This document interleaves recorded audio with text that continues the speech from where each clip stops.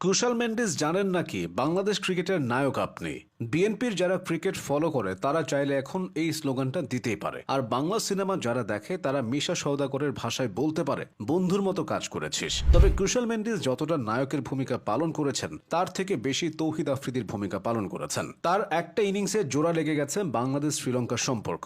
নাগিন dance, time out celebration এসবের ইতি ঘটেছে। পরবর্তী প্রজন্ম জানবেই না বাংলাদেশ শ্রীলঙ্কার সম্পর্কটা কতটা ঝাঁঝালো ছিল। শ্রীলঙ্কা বনাম আফগানিস্তান ম্যাচকে চাইলে একটা মুভির সাথে তুলনা করা যায়, যেখানে থ্রিলার ছিল আবার ট্র্যাজেডিও ছিল। থ্রিলারটা উপভোগ করেছে বাংলাদেশ, শ্রীলঙ্কা ও পাকিস্তানের সমর্থকরা, অন্যদিকে ট্র্যাজেডি দেখেছে আফগানিস্তান ও ভারতের সমর্থকরা। বাংলাদেশ যেমন কুশাল মেন্ডিস ও নুয়ান থুসারাদের আপন করে নিয়েছে, আকাশ চোপড়া ও অশ্বিনরা চাইলে জনাথন ট্রটকে সান্ত্বনা দিতে পারে। আকাশ চোপড়া ও অশ্বিন বলেছিল বাংলাদেশ সুপার ফোরে যাবে না। ট্রট প্রেস কনফারেন্সে বাংলাদেশকে নিয়ে বিদ্রুপ করেছিল, এখন তাকেই প্লেনের টিকিট ধরিয়ে দেওয়া হয়েছে। অবশ্য পাশার দান প্রায় ঘুরে গিয়েছিল।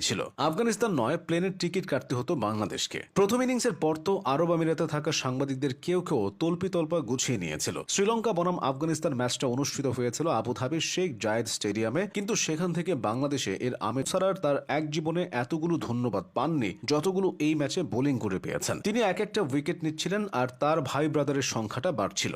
সব সম্পর্কে কিছু না কিছু খুঁত থাকে। দুষ্মান্ত জামিরা হলেন বাংলাদেশ শ্রীলঙ্কা সম্পর্কের সেই খুঁত। তিনি হাতেম তায়ের মতো বল হাতে রান বিলাচ্ছিলেন। কিছু কিছু সময় বাস্তবতা মানুষকে নৈতিকতার সাথে আপোষ করতে বাধ্য করে। এই ম্যাচেও তেমনটা হয়েছে। শেষ 2 ওভারে মোহাম্মদ নাবির তান্নবে আফগানদের রান যখন 169, তখন বাংলাদেশের সমর্থকদের একাংশ শ্রীলঙ্কাকে বাদ দিয়ে আফগানিস্তানকে সাপোর্ট শুরু করে। তারা ভেবেছিল শ্রীলঙ্কা এই রান চেস করতে পারবে না। অন্যদিকে আফগানিস্তান শ্রীলঙ্কাকে 101 রানের আগে অল আউট করে দিতে পারলেই বাংলাদেশ পরের রাউন্ডে যাবে। এমন পোল্টি নেওয়া সমর্থকদের জন্যই হয়তো গায়ক রথীন্দ্রনাথ রায় সম্পর্ক বদলে গেল একটি পলকে গানটি গেয়েছিলেন। তবে বোকা প্রেমিকের মতো সম্পর্কে অন্ধ হয়ে গেলে আবার কিছুটা সমস্যা। বাংলাদেশ এবং শ্রীলঙ্কার সম্পর্কটাও এখন এমন পর্যায়ে আছে যেখানে বাংলাদেশের ভক্তরা বোকা প্রেমিকের মতো আচরণ করছে। তারা মুদ্রার উল্টো পিঠটা দেখছে না। সুপার ফোরে তোলার ক্ষেত্রে বাংলাদেশের প্রতি শ্রীলঙ্কার এই দায়িত্বের একটা কারণ তো আছে। বাংলাদেশ তাদের কাছে তুলনামূলক সহজ প্রতিপক্ষ।